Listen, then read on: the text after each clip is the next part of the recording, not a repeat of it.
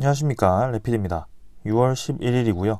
두산 에너빌리티, 오늘은 장이 열리지 않았지만 두산 에너빌리티가 영위하고 있는 그런 사업들에 대해서 한번 전체적으로 좀 살펴보고자 이렇게 합니다. 그래서 여러 가지를 이제 두산 에너빌리티가 진행을 좀 하고 있는데, 최근에 이런 사업들이 실제로 어떻게 매출에 연결이 되고, 그리고 두산 에너빌리티가 앞으로 어떤 사업을 주력으로 진행을 하고 있는지, 그런 것들을 같이 한번 전반적으로 좀 살펴보도록 하겠습니다. 먼저 살펴볼 것은 당연히 이제 대형 원전에 대한 그런 기자재들 입니다. 그래서 오래전부터 두산 에너빌리티는 우리나라의 대표적인 원자력 기자재 생산 기업이었고요. 원자력 발전소에 대한 외부 EPC라든지 그런 건설도 진행을 할 수 있기 때문에 이런 주기기 이외에도 다른 사업들도 같이 지금 수행을 하고 있습니다. 그래서 원자력 기업 입장에서는 우리나라에서 가장 큰 기업이다라고 보시면 될 것 같고요. 그 주기기 중에서는 이렇게 여러 가지 부품들이 있습니다. 대표적인 것은 이제 원자로와 원자로 내부 구조물이고요. 그 다음에 여기 이제 증기 발생기가 있고, 원자로 냉각제 펌프, 가압기, 그 다음에 기타 주기기, 기타 주기기에는 핵연료 저장, 열 교환기, 압력 용기 및 탱크, 제어봉 구동 장치, 뭐 이런 여러 가지들이 있습니다. 그 다음에 이제 제어 설비도 진행을 하고 있고요. MMIS라고 해서 원전 계측 제어 설비도 진행을 하고 있습니다. 그래서 두산 에너빌리티가 이렇게 많은 원자로 주기기 그런 것들을 공급을 진행을 했고요. 지금도 동유럽이라든지 그런 중동 위주로 최근에 그런 건설 검토가 되고 있습니다. 그래서 이번 하반기부터 해서 폴란드 원전에 대한 소식이 들려올 것으로 기대를 하고 있고요. 그 다음에 사우디 원전도 급 물살을 타고 있습니다. 거기에 내년에는 체코 원전이라든지 아니면 UAE의 그런 후속 그런 호기에 대한 발주라든지 그런 것들을 기대를 하고 있는 그런 상황입니다. 자, 그럼 이렇게 원전에 대한 주기기들이 여러 가지가 있는데, 대충 이제 원자로가 어떻게 돌아가고 그렇게 어떻게 에너지를 발생시키는지에 대해서 전체적으로 좀 이해를 할 필요가 있다라고 저는 생각을 하고 있습니다. 그래서 제가 대충 원자로에 대한 원리에 대해서 가볍게 좀 설명을 드리고, 거기에 대해서 이런 파트들이 들어간다라고 이해를 하시면 되겠습니다. 자, 일단 원자로에 대한 그런 구조는 노란색으로 표시를 할까요? 이렇게 외벽을 두고 이제 원자로를 이렇게 설치를 해 놓은 상황입니다. 근데 그 원자로 구조물이 이렇게 이제 생기게 되고요. 자, 이 원자로 안에 이제 핵연료가 장착이 되게 됩니다. 핵연료는 이제 핵연료봉이라고 해서 길게 이제 이렇게 생긴 그런 봉들이 여러 개가 들어가게 됩니다. 실제로 이제 펠렛이라는 그런 이런 짧게 형성된 것들이 이제 합쳐져서 이렇게 핵연료봉으로 채워진다라고 하고요. 그 핵연료가 이제 장전이 되게 되면 그 이제 핵연료라는 것이 우라늄을 농축시킨 것입니다. 너무 깊이 들어가면 여러분들이 이해하시기 어렵기 때문에 일단 우라늄을 농축시킨다라고 이해를 하시면 되겠습니다. 자연스럽게 존재하는 우라늄이 있고, 그 다음에 좀 인위적으로 만들어지는 그런 우라늄이 있습니다. 거기에 대해서는 구성하는 요소가 좀 다르다라고 이해를 하시면 되고요. 우리가 핵연료의 그 핵 반응을 유발하기 위해서는 이 인위적인 우라늄이 필요하게 됩니다. 아무래도 기존의 우라늄보다 조금 더 중성자라는 그런 내부의 안에 있는 구조가 좀 다르다라고 이해를 하시면 되고요. 그 핵 원자로, 그죠? 원자로 내부에서 그 반응을 유도를 해서 눈사태가 일어나듯이 이런 반응이 핵 분열이 일어나면서 에너지를 발생시키는 그런 원리가 원자로입니다. 그래서 이렇게 핵 반응이 일어나서 분열이 되게 되면 질량이 감소하게 됩니다. 네. 네, 그 질량이 감소하면서 에너지를 발생시키는데요. 그거는 이제 E는 mc 제곱이라고 해서 네, 그런 공식이 있습니다. 그래서 C라는 것은 이제 빛의 속도에 달하는 수치인데요. 그만큼 많은 에너지가 발생을 하게 되는데 그 에너지가 대표적으로 이제 열 에너지로 교환이 되게 됩니다. 자, 그래서 다시 네, 지금 열 에너지가 발생한다라는 것만 기억을 하시고 이 내부를 다시 한번 그려보겠습니다. 여기는 원자로죠. 네, 원자로가 되고 이제 핵 반응으로 인해서 막 이제 이 열이 달아오릅니다. 네, 근데 그 열이 이제 계속해서 올라가게 되면 이 원자로가 당연히 녹을 수밖에 없을 거고 그 열을 어느 정도 컨트롤을 해야 되겠죠. 그래서 이 원자로 주변으로 혹은 원자로 안쪽으로 직접적으로 이 물을 집어넣게 됩니다. 그래서 원자로 안으로 이제 물이 순환을 하면서 이 물이 네, 열을 가져오게 되고요. 이 물이 이제 여러분들 물을 끓일 때 보면 가스레인지로 이제 끓이죠. 그런 것처럼 물이 이제 열을 받으면서 온도가 높아지게 됩니다. 그러면서 이제 물이 증기화가 되는데요. 네.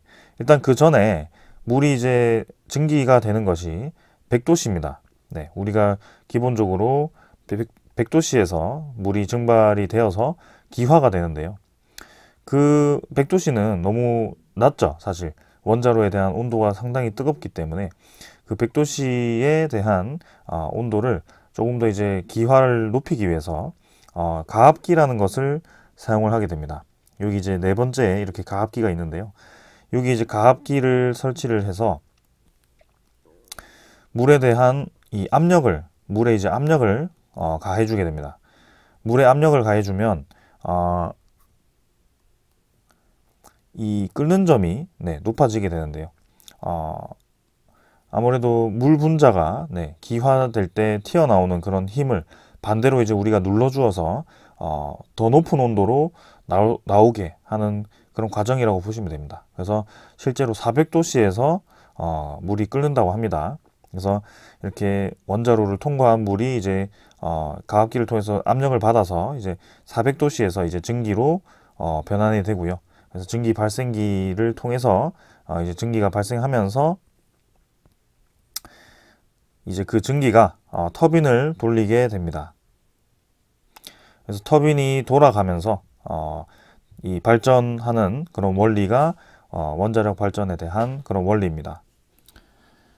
그 과정에 이제 원자로 주변에 냉각제 펌프를 통해서 원자로를 식혀주는 네, 그런 역할도 해주고요. 그 다음에 그런 핵연료를 저장할 수 있는 저장이라든지 저장대라든지 취급기기라든지 그리고 중간중간에 이제 열 교환을 해주는 그런 열 교환기라든지 그런 것들이 여러 가지가 들어가게 됩니다.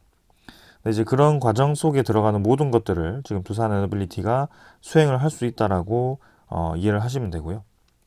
우리나라의 독보적인 기술력을 가진 기업 중에 하나입니다.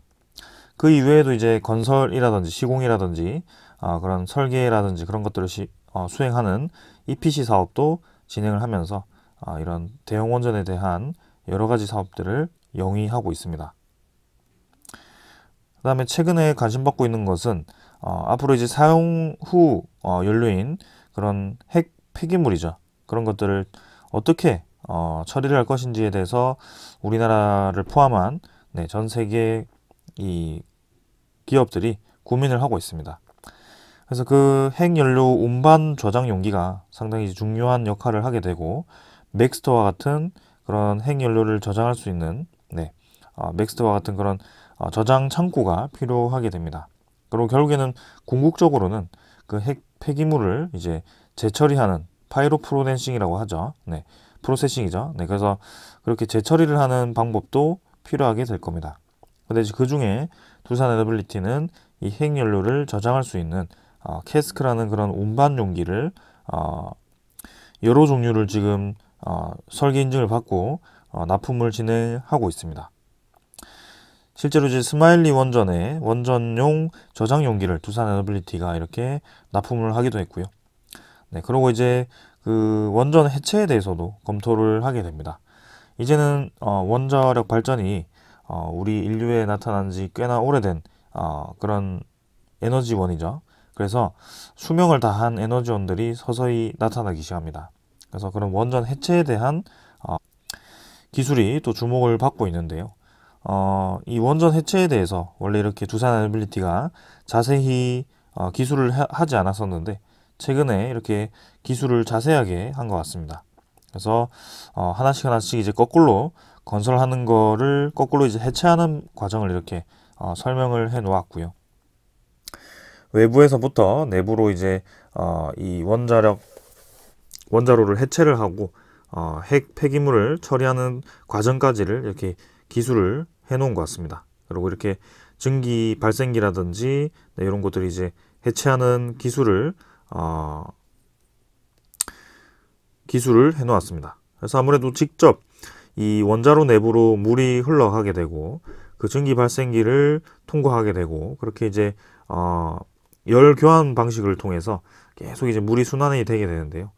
아까 제가 이제 물이 통과하면서 그렇게 순환을 한다라고 했습니다. 원자로부터 가압기, 그 다음에 이런 증기 발생기라든지 그런 것들 통해서 물이 돌긴 하는데요. 결국에는 우리가 에너지원으로 사용하는 그 터빈을 통해서 발전하는 그 물은 이제 또 따로 구성이 되어 있습니다. 그래서 이 내부를 통해서 이 열을 전달하는 그 물은 또 이제 따로 고립이 되어 있기 때문에 나중에 이제 원전을 해체할 때 주의를 하면 될 것 같고요.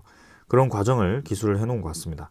그래서 주기기를 이렇게 제작을 하는 만큼 그 주기기를 역으로 해체하는 방법까지 솔루션을 가지고 있기 때문에 앞으로 원전 해체에 대한 그런 솔루션도 두산 에너빌리티가 가지고 있다라고 보시면 되겠습니다. 그래서 이제는 그런 해체 작업이 굉장히 이제 위험하기도 하고 사람이 들어가기에는 좀 무리가 있을 수 있기 때문에 앞으로는 로봇을 이용한 그런 해체도 검토가 될 것입니다. 그래서 그런 것들을 이제 소식이 나온 대로 여러분들께 전달드리도록 하겠습니다. 그 다음은 이제 SMR이죠. SMR은 말 그대로 원자로를 소형화시킨 소형 모듈 원전이라고 보시면 됩니다. 대형 원전 같은 경우는 방금 말씀드린 대로 이렇게 가압기라든지 냉각제 펌프, 증기 발생기, 원자로 용기 이런 것들이 다 이렇게 따로따로 있습니다. 따로따로 있어서 구분이 되어 있는데요. 근데 소형 모듈 원전은 이렇게 일체화가 되어 있습니다. 그렇기 때문에 중간중간에 이제 문제가 발생할 확률이 훨씬 적어지는 것이고요. 그 자연 냉각 방식을 추구하고 있기 때문에 대형 원전보다도 훨씬 안정적으로 운용을 할 수 있다라는 것입니다. 그래서 지금 이제 뉴스케일 파워라든지 엑스에너지와 함께 두산 에너빌리티가 이 SMR에 대한 이 사업을 준비를 하고 있고요. 실제로 이제 최근에 그 기자재 사업을 따내서 제작을 하고 있습니다. 그래서 국내 스마트 원전도 이제 두산 에너빌리티가 원자로를 제작을 할 것으로 예상이 되고요. 그 다음에 뉴스킬 파워라든지 엑스에너지에 대한 원자로도 두산 에너빌리티가 제작을 할 것으로 기대가 됩니다. 그래서 향후 이 SMR 시장이 커질수록 두산 에너빌리티에 대한 역량이 계속해서 요구될 것으로 보여지고요. 자, 그래서 이제 미국 쪽에 아이다호주에 납품할 수 있는 그런 소재를 올해 이제 연말에 원자로 수주까지 하게 되면 총 이제 6천억 가량의 수주를 하게 되는 상황이 만들어집니다. 그래서 소형 모듈 원전을 포함해서 지금 대형 원전에 대한 사업을 이렇게 진행을 하고 있다라고 이해를 하시면 되고요. 소형 모듈 원전은 630조까지 2035년에 시장이 성장할 것으로 예상이 되어 있기 때문에 오히려 이제 앞으로 대형 원전보다 훨씬 큰 시장을 지금 우리가 준비를 하고 있다라고 보시면 됩니다. 자, 이렇게 이제 원전에 대해서 사업에 대해서 말씀을 드렸고 두산 에너빌리티는 원전에 대한 신규 건설, 그죠? 대형 원전, 소형 원전 모두 건설을 할 수 있습니다. 거기에 주기기까지 생산할 수 있는 기업이다라는 것을 강조를 드리고요. 이 원자로와 같은 그런 주기기를 생산할 수 있는 기업이 우리나라의 유일한 기업이 두산 에너빌리티고 전 세계로 나가더라도 프랑스, 미국, 러시아, 중국 일본을 제외한 그런 국가들 말고는 이런 주기기를 많이 생산하고 안정적으로 생산할 수 있는 기업이 몇 없습니다. 그 중에서도 이제 미국이 제조 기술이 많이 떨어진 상황이기 때문에 우리나라에 대한 그런 원자력 협력을 추진을 하는 것이고요. 건설 같은 경우는 뭐 다른 기업들도 할 수 있겠지만 이런 주기기에 대한 생산 자체는 상당히 까다롭기 때문에 그런 것들을 우리나라와 협력을 한다면 이런 두산 에너빌리티와 같은 기업 직접적으로 협력을 할 것으로 예상이 됩니다. 그리고 거기에 건설 이외에 이제 해체까지도 가능한 상황입니다. 그 해체 기술은 특히 독일이 잘 가지고 있죠. 이미 이제 신재생에너지로 독일은 이제 탈원전을 통해서 원자로를 하나씩 해체하고 있는 상황이기 때문에 그 해체에 대한 기술은 상당히 뛰어납니다. 그래서 이 독일과 원자로 해체에 대해서 기술을 공유를 하고 있고 그 해체에 대한 솔루션까지 지금 가지고 있는 상황입니다. 그래서 앞으로 우리나라 원전도 수명 연장을 하거나 해체를 하거나 뭐 둘 중에 하나가 될 겁니다. 그래서 해체를 하게 된다면 수혜를 받을 것이다. 그리고 방금 얘기 드린 수명 연장에 대해서도 원전을 새로 건설하는 것이 아니고 수명 연장을 한다는 것은 그 내부에 있는 기자재, 이런 주기기에 대한 유지 보수를 하거나 혹은 새로 이제 교환을 한다는 겁니다. 파트들을. 그래서 직접적으로 두산 에너빌리티가 이런 것들 수혜를 볼 것으로 기대가 되고요. UAE의 바라카 원전도 이런 유지 보수 명목으로 두산 에너빌리티가 수주를 하기도 했습니다. 그래서 앞으로 두산 에너빌리티에 대한 그런 원자로가 많이 보급이 될수록 이런 유지 보수 그런 서비스업들이 상당히 이제 성장을 할 것으로 기대가 되고요. 거기에 대해서 이렇게 수명 연장까지 검토를 할 수 있다. 그 다음에 이제 캐스코와 같은 핵 후행 사업이죠. 그래서 저장, 핵연료 저장이라든지 그 재처리에 대해서는 아직까지는 우리나라가 진행을 하지 않기 때문에 두산 에너빌리티가 직접 처리는 하지 않지만 이렇게 저장까지 진행을 할 수 있다는 것을 말씀드리겠습니다. 그래서 이렇게 큰 사업을 두산 에너빌리티가 진행을 할 수 있다라고 말씀을 드리면서 다음 사업으로 말씀을 드리겠습니다. 자, 그 다음 사업은 당연히 해상풍력입니다. 해상풍력 같은 경우는 두산 에너빌리티 하부 구조물도 진행을 하고요. 그 다음에 블레이드도 진행을 하고 나셀과 같은 그런 이 블레이드가 꼽히는 그런 부분도 진행을 하게 됩니다. 전체적인 이제 구조부터 좀 말씀을 드리면 일단 해상풍력, 육상풍력 다 해서 이렇게 기둥이 있습니다. 그리고 기둥 앞에, 기둥 위에 이제 이렇게 여기 보이시죠? 이게 이제 나셀이라는 것인데요. 그 풍력 발전기, 그 블레이드가 돌아가기 위해서 필요한 블레이드를 꼽을 수 있는 그리고 이제 돌아가는 이 기어가 필요합니다. 그 기어가 포함된 것이 이렇게 나셀이고요. 그 나셀 안에 이제 기어가 돌아가면서 발전기 전동기죠. 그래서 돌아가면서 전력을 생산할 수 있는 그런 전동기가 있습니다. 그래서 이렇게 블레이드가 앞에 꼽히게 되죠. 이렇게 꼽히게 되고요. 그 기둥 아래 이제 하부 구조물이 있게 됩니다. 이제 해상풍력이면 거기서 이제 생산된 전기를 육상으로 옮겨야 되고 그 옮기기 위한 고압 케이블이 필요할 것이고요. 그 케이블을 통해서 이동한 전기가 바로 이제 뭐 발전원으로 가면 좋겠지만 많이 이제 생산이 되었을 경우에는 이제는 ESS라는 그런 저장 장치가 필요하게 됩니다. 그래서 두산 에너빌리티는 하부 구조물을 이런 두산 비나죠. 베트남 쪽에 있는 그 해상풍력에 침투하기 위해서 베트남에 있는 자회사를 통해서 하부 구조물, 모노파일이라는 그런 하부 구조물을 공급하고자 하고 있고요. 그 다음에 여기 나셀을 주로 생산을 하고 국내 시장에 공급을 하고 있습니다. 그리고 이 ESS는 국내 시장보다는 이제 미국 시장, 호주 시장에 ESS 시장을 공격을 하고 있고요. 그 다음은 블레이드도 이렇게 직접 생산해서 진행을 하고 있습니다. 그래서 최근에 이제 노리는 것은 지금은 3메가와트급, 그 다음에 5.5메가와트급 이런 여러 모델들 중에 이제는 8메가와트급까지 개발을 성공했기 때문에 그 8메가와트급을 양산에 적용하는 것을 목표로 하고 있습니다. 그래서 아무래도 8메가와트 이렇게 점점 용량이 커질수록 이 블레이드 길이가 점점 커질 거고요. 8메가와트급에 대한 블레이드 길이는 상당히 크게 됩니다. 그래서 이 날개에 대한 구조라든지 낮은 풍속에서도 이 날개가 효율적으로 돌아갈 수 있게 하는 그런 이 환경이 그 기술이 중요하고요. 그 블레이드가 돌아가면서 안에 이제 전동기를 돌리면서 또 이제 전력을 효율적으로 생산해야 되기 때문에 그런 것들이 다 기술입니다. 그래서 두산 에너빌리티가 이런 풍력 발전에 대해서 추후에 큰 시장을 지금 노리고 있고, 저번 영상에서도 말씀드렸듯이 2030년대로 진입을 할수록 해상 풍력에 대한 시장이 아주 급속도로 성장을 하게 됩니다. 실제로 이제 2024년부터 본격적인 이 시장에 대한 납품이 시작될 것으로 기대가 되고요.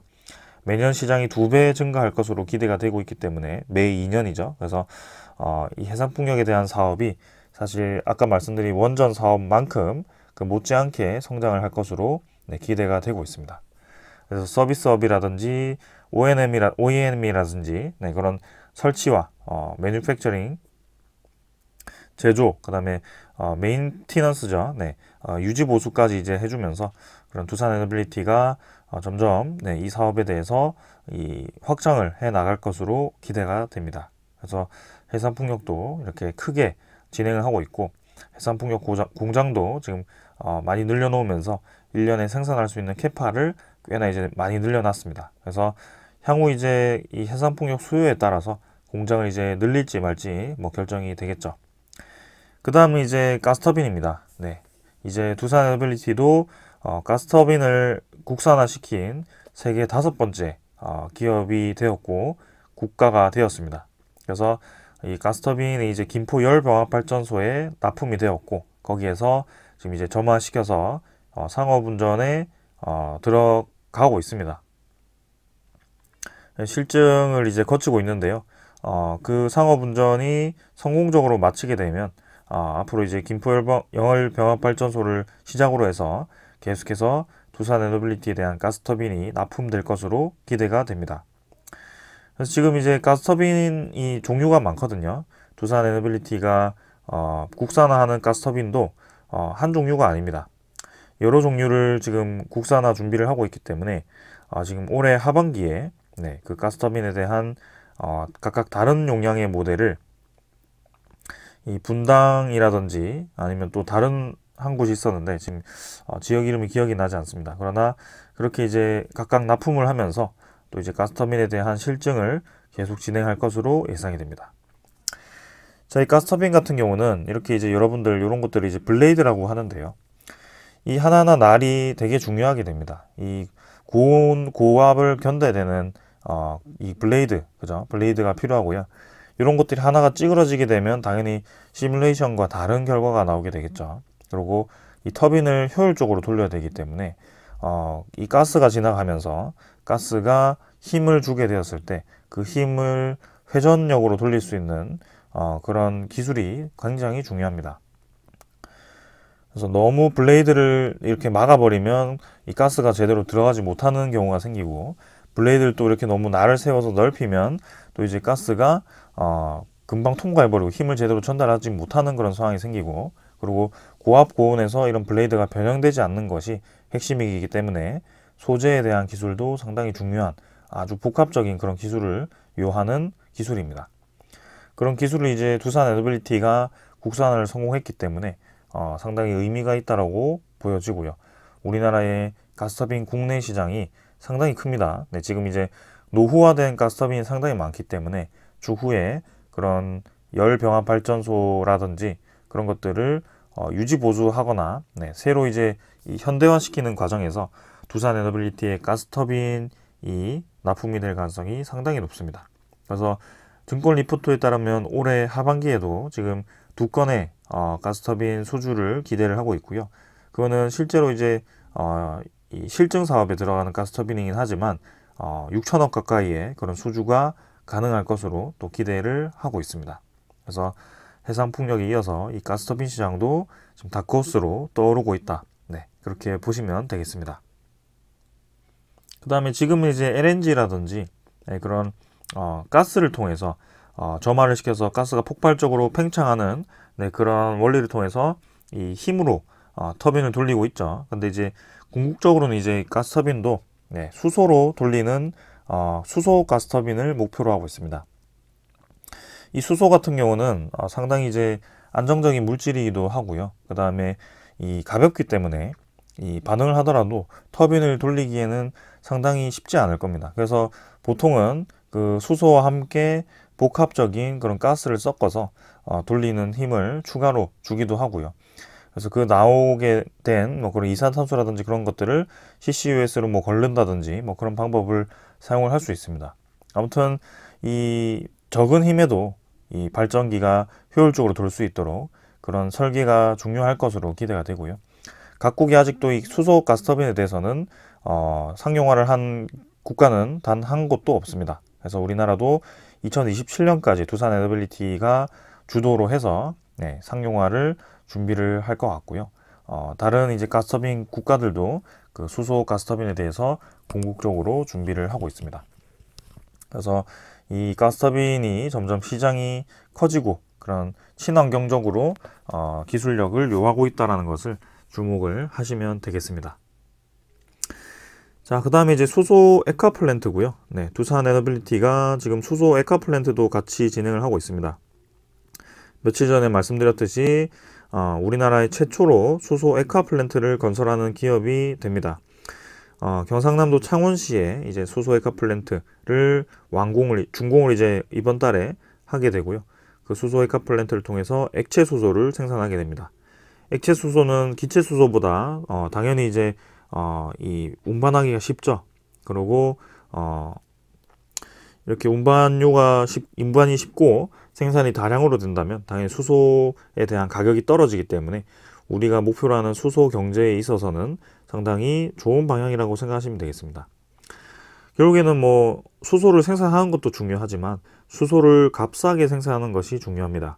소비자 입장에서는 아무리 수소차, 뭐 수소버스라고 하더라도 결국에는 그 수소 연료라는 것이 우리가 평소에 사용하는 그 기름값보다 비싸게 되면 큰 메리트가 없죠. 그래서 소비자에 대해서 인기가 없기 때문에 궁극적으로는 친환경도 중요하지만 이 소비자에 대해서 좀 이제 대중성을 가질 수 있게 하는 그런 가격을 맞추는 것이 중요할 것 같습니다. 그래서 대량 생산하는 것이 중요하고 싸게 생산하는 것이 중요하고 그리고 탄소 포집이라든지 이런 것을 통해서 이 친환경적으로 수소를 생산하는 것도 중요합니다.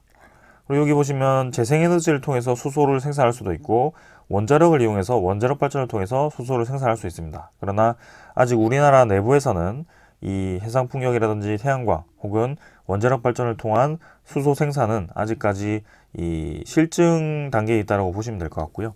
실제로 생산하고 있는 곳은 없습니다. 그래서 추후에는 두산 에너빌리티가 직접 관여해서 이 부분에서도 수소를 생산할 수 있는 솔루션을 제공하지 않을까 싶고요. 그렇게 여러 분야에서 수소를 생산할 수 있게 되면 당연히 이제 수소 가격이 떨어지면서 수소 경제가 찾아올 것으로 또 기대가 됩니다. 자, 그래서 그런 것들을 하나둘씩 두산 에너빌리티가 준비를 하고 있다 라고 보시면 되겠습니다. 자, 지금까지는 수소 에너지, 원자력 에너지, SMR, 그 다음에 이제 해상풍력, 그 다음에 저기 가스터빈, 그리고 ESS, 에너지 저장 장치, 그렇게 이제 신사업 위주로 좀 말씀을 드렸고요. 자, 두산 에너빌리티가 기존에 잘 하고 있고 최근에 이 수주를 좀 하고 있는 그런 분야도 소개를 드리겠습니다. 뭐 수력 발전이라든지 화력 발전 이런 곳은 최근에는 이제 수주가 많지 않고요. 당연히 화력 발전은 점점 줄어들고 있기 때문에 뭐 우두쿠, 그죠? 하와이 쪽에 우두쿠 열 병합 발전소 그 이외에는 크게 없는 것 같습니다. 괌이죠, 괌. 근데 이제 이 두산 에너빌리티가 또 잘하는 것 중에 하나가 이 주조 및 단주입니다.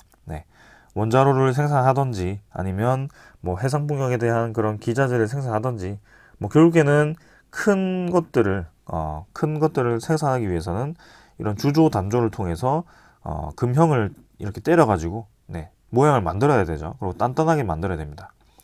근데 이런 큰 이 주물을 다룰 수 있는 공장이 크게 많지 않을 겁니다. 우리나라에 뭐 대표적으로 포스코 이런 데서도 뭐 그런 것들을 다루겠지만 두산 에너빌리티도 이렇게 큰 시설이 있어서 잘 다룰 수 있게 되고요. 여기서는 이제 발전 소재라든지 선박 소재, 제철 소재, 금형 공구가 산업기계 및 설비 소재, 해양품 등 아주 다양한 소재를 생산을 할 수가 있습니다. 그 내부에는 이제 자세한 이 소재들이 다 있는데요. 이런 것들이 이제 제가 다 파악해서 네, 이렇게 뭐 정리하면 좋겠지만, 그거는 이제 다음에 좀 시간이 날 때 정리를 해보도록 하고요. 이런 많은 소재들을 생산할 수 있는 기지를 두산에너빌리티가 가지고 있다는 겁니다. 근데 최근에 사우디에서 이 공장을 탐내서 직접 이제 1조를 투자해서 사우디 내에 이 주조 및 단조 공장을 건설을 하게 되고요. 지금 건설을 하고 있을 겁니다. 그걸 두산에너빌리티와 직접 지분 투자를 같이 해서 진행을 한 거기 때문에 실제로 이 공장을 통해서 생산하는 그런 기자재들이 기자재를 통한 수익을 일부분 두산에너빌리티가 회수를 할 가능성도 있습니다. 그래서 이 주 단조 공장을 두산에너빌리티가 사우디 쪽에 지어주면서 앞으로 사우디에서 나올 수 있는 그런 이런 소재들 계속해서 그 공장을 통해서 대량 생산될 가능성이 있습니다. 그래서 앞으로 기대되는 사업 중에 하나라는 것을 말씀드리고 싶습니다. 자, 그리고 요즘 지구온난화 때문에 이 물 부족 국가가 상당히 많아지고 있습니다. 여러분들 어떻게 보면 지구상에는 상당히 많은 물을 보유하고 있습니다. 지구는 많은 물을 보유하고 있는데 그게 대부분이 이제 바다죠. 바닷물이기 때문에 실제로 이제 바닷물을 우리가 직접 마실 수가 없습니다. 네. 근데 이제 워터 EPC, 해수 담수화 기술을 통해서 최근에 이제 바닷물을 담수화하는 국가들이 늘어나고 있고요. 기존에 이제 큰 강을 끼고 그렇게 걱정 없던 국가들도 최근에 엘니뇨라든지 그런 기후 변화를 통해서 겪고 있는 가뭄, 그리고 홍수 이런 것들 때문에 들쭉날쭉입니다. 그래서 앞으로도 이제 안정적으로 이 물을 생산할 수 있는 그런 플랜트가 이제 전 세계적으로 주목을 받을 거라고 생각을 하고 있고요. 특히 이제 워터 EPC는 중동 국가 입장이 중심으로 해서 좀 많이 늘어나다가 최근에는 여러 국가들이 준비를 하고 있는 것 같습니다. 근데 이제 두산에너빌리티는 오랫동안 이 해수 담수화 플랜트에 대해서 OEM 그리고 수처리 플랜트를 건설을 해왔고요. 이렇게 3대 솔루션을 통해서 각각 다른 종류의 해수 담수화 플랜트에 대한 솔루션을 가지고 있습니다. 그래서 이 해수 담수화 플랜트를 최근에 사우디에서 대규모로 수주를 했었고요. 작년에 수주를 했었죠. 자, 그래서 올해도 한 건 수주를 할 수 있을지도 주목을 하고 있습니다. 그래서 네옴시티가 이제 2029년에 완공이 될 것으로 목표를 하고 있기 때문에 그 전에 이제 이런 수처리가 먼저 필요할 것입니다.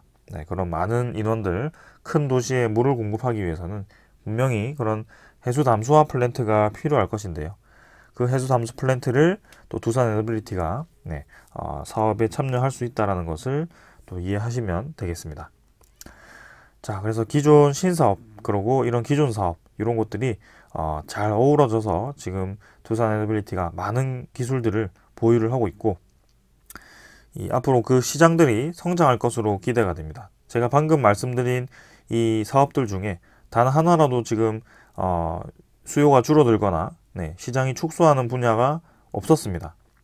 원자력 에너지, SMR, 가스터빈, 수소, 해수 담수화 플랜트, 수소 에너지, 해상 풍력, 이런 것들 모두 앞으로 시간이 지나면서 성장을 하는 시장, 성장을 하는 그 단계에 있습니다. ESS도 그렇고요. 그래서 두산에너빌리티가 이전 10년, 그죠? 이전 10년처럼 이 사업이 꼬여서 수요가 줄어서 앞으로 수익이 떨어질 시간은 향후 저는 5년, 최소 5년은 그런 일이 절대 벌어지지 않을 거라고 생각하고 있습니다. 오히려 점점 더 성장해 나갈 것으로 기대를 하고 있기 때문에 거기에 대해서 천천히 기업이 성장하고 거기에 대한 가치 평가를 제대로 이제 받는 그날이 올 것으로 기대가 됩니다.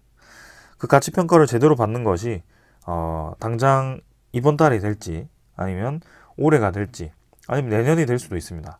근데 그 가치에 대한 한계는 우리가 자체로 평가를 할 수가 없습니다. 절대적으로 사실. 그죠? 그래서 어떤 지표를 가지고 우리가 평가를 하기도 하고 이런 정고점 부근을 가지고 평가를 하기도 하기 때문에 일단 천천히 접근을 하자라는 것이고요.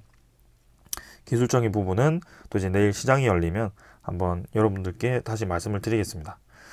자, 아무튼 이번 영상은 지금 두산 에너빌리티에 대한 사업에 대해서 전반적으로 살펴보는 시간을 가져보았고요. 여기에 대해서 여러분들도 이런 사업을 하고 시장 상황이 이렇게 맞물려서 좋아지고 있으니까 투자를 하고 있다라고 이해를 하시면 되겠습니다. 단순히 뭐 차트를 그어서 뭐 차트 상단을 뚫어서 추세 전환이 이루어져서 뭐 기술적인 부분만 보고 투자를 하는 것은 저는 좋지는 않다라고 봅니다.